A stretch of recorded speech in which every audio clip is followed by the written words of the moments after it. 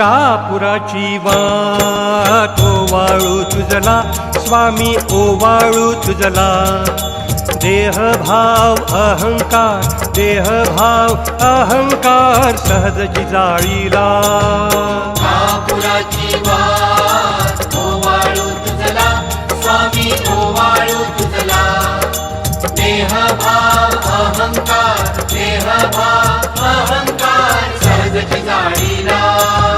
दया क्षमा शांती उजळली ज्योती स्वामी उजळली ज्योती